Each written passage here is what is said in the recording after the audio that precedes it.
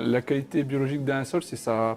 capacité à assurer un certain nombre de fonctions de production, hein, de plantes et également de fonctions environnementales, en mobilisant les compartiments organiques du sol, en compartiments organiques morts, hein, on pense principalement à l'humus du sol, à la matière organique morte du sol, mais également les compartiments vivants qui représentent une fraction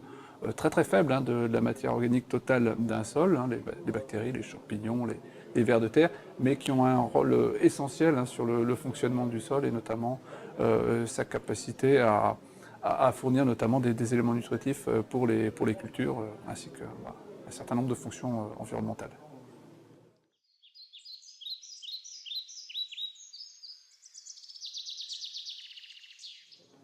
Eh bien, pour augmenter le contenu en matière organique d'un sol, c'est relativement simple, hein, il n'y a pas de miracle, hein, il faut nourrir le sol, donc restituer des matières organiques. Alors chaque matière organique a un profil un peu différent selon sa composition biochimique, elle va restituer plus ou moins d'humus, mais enfin, de façon très claire, hein, ce sont les apports de fumier, de compost,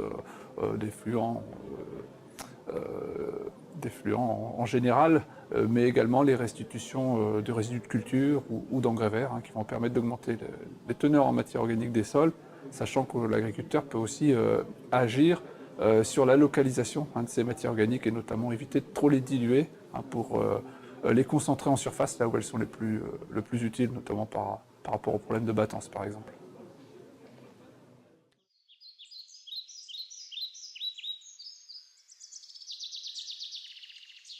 Bah, les micro-organismes du sol, bah, c'est le moteur, hein, qui fait évoluer, qui dégrade, hein, tous les restitutions organiques au sol, notamment les résidus de culture, les engrais verts, les effluents, les matières actives, hein, donc ils sont indispensables à l'évolution, à la dégradation de ces résidus pour à la fois fournir des nutriments en culture, mais aussi pour les processus d'humification, donc de création de carbone stable dans le sol.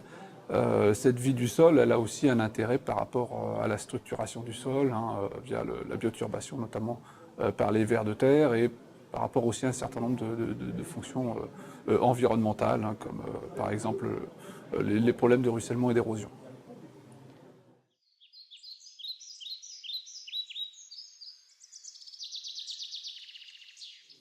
Les pratiques finalement favorables, elles sont relativement simples à cerner, hein. Il faut avant tout des conditions de milieu adaptées, hein, c'est-à-dire bon, des facteurs sur lesquels l'agriculteur ne peut pas jouer, mais qui conditionnent la vie, hein. Ce sont la température et l'humidité du sol, et puis également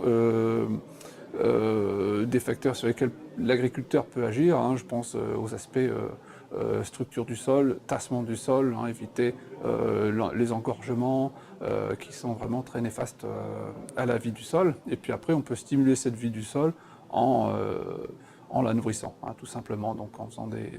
des apports, hein, des restitutions de matières organiques fraîches ou plus ou moins évoluées, hein, qui vont stimuler cette vie du sol et l'aider à finalement à se développer.